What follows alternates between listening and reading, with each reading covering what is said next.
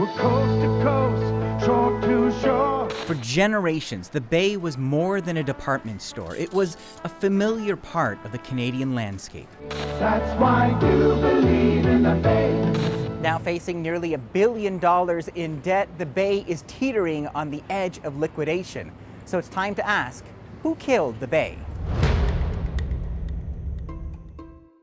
The story stretches back long before the Bay was a place to buy blenders and bathing suits. It began as a series of fur trading posts. The impact on Canada cannot be understated. It's the foundation for the commercial relationship between the English and the Indigenous populations. As the fur trade faded, the Bay evolved from a general store to a groundbreaking retail destination.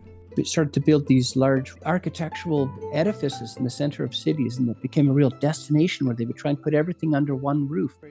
This author says his own 80-year-old mother told him how the Bay wasn't just about shopping. They had ice cream stores, and they had restaurants, and they had all these beautiful things to look at, and the customer service was so, it was like a fantasy world. But it hasn't felt like that in a while. So let's look at our first suspect. The customer. Across Canada, the Bay were anchor stores, locations that helped shopping centers thrive. But the pandemic changed the way we shopped. The customer has evolved. We shop online, we pre-shop on Instagram or TikTok or whatever the case is. Correct. Retail experts say the problem isn't just online shopping, but a failure to adapt. When we walk these stores, they remind us of the 2005 retail store. And so I've heard a lot of the discussion that says, well, young people don't like a department store. No, they don't like a 2005 department store, but they love a store that curates their choices. Chains such as Uniqlo and the Quebec-based department store Simons are expanding, while the Bay has been closing doors. So if it wasn't just the customer, but also their experience, that brings us to our next suspect, the Bay's management.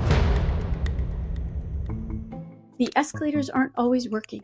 Lisa Amlani recently visited the Bay's flagship store in Toronto. Not a lot of sales associates on the shop floor, not a lot of customers, not a lot of, I would say, investment in the stores. And a failure to connect. Many of us experienced the days of Bonnie Brooks, right? Hearing her voice on the loudspeakers or in commercials.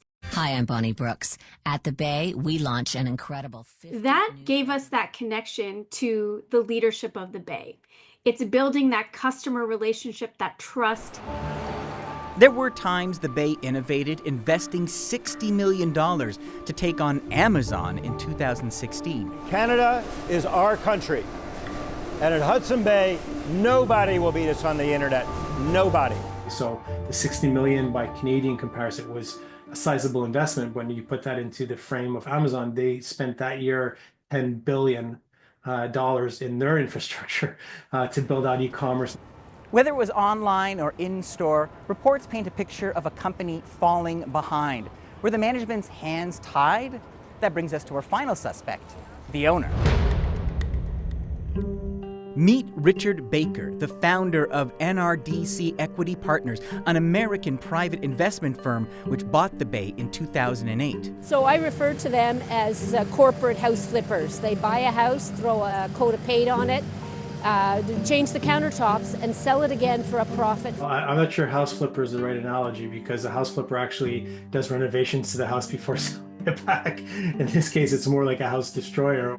2 years ago, Baker himself described the Hudson Bay Company as an incredible investment. I believe the real estate in Canada was worth, $5 billion. I was right, $5 billion, and we were buying the entire company for $1,200,000,000 Canadian. And the Canadians laughed at me.